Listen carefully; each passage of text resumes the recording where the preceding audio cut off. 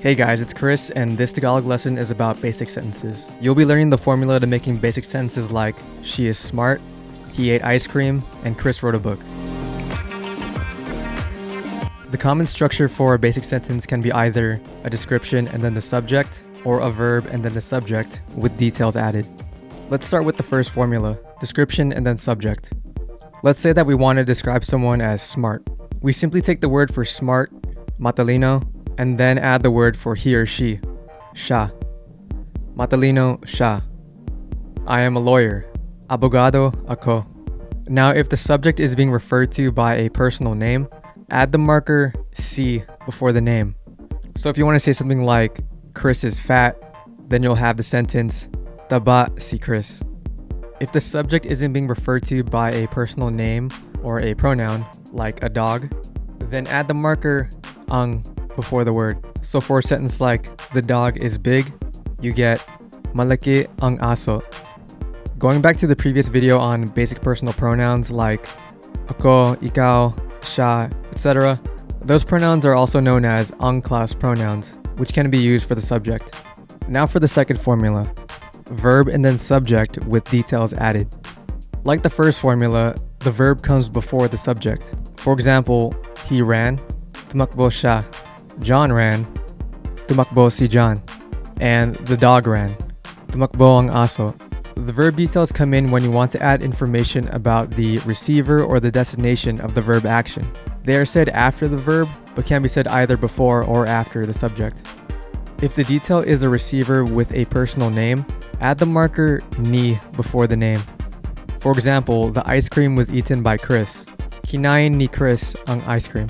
If the detail is a receiver without a personal name or a pronoun, add the marker nang before the word. So in this example, you have I ate cake. You can say kumain ako ng cake or kumain ng cake ako. For receivers that are pronouns, there's a whole nother set of them called non-class pronouns, and more on that in another video. So that's if the detail is a receiver. If the detail is a destination with a personal name, add the marker kay before the name. For example, I wrote to John, Sumulat kay John ako.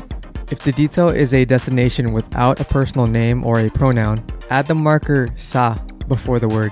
For example, I went to school. Pumunta ako sa escuela. And again, for destinations that are pronouns, there's a whole other set of pronouns called sa class pronouns, which again will be covered in another video.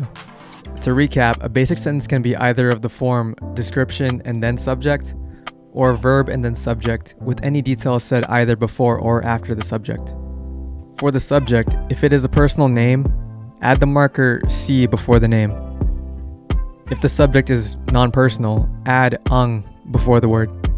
And if the subject is a pronoun, add the relevant ang class pronoun. For the verb details, if it's a receiver with a personal name, add the marker ni before the name. Receivers that are non-personal use nang before the word. And receivers referenced by pronouns use the relevant non-class pronouns. Lastly, if the verb detail is a destination. If the destination is a personal name, add the marker kay before the name. If the destination is non-personal, add sa before the destination.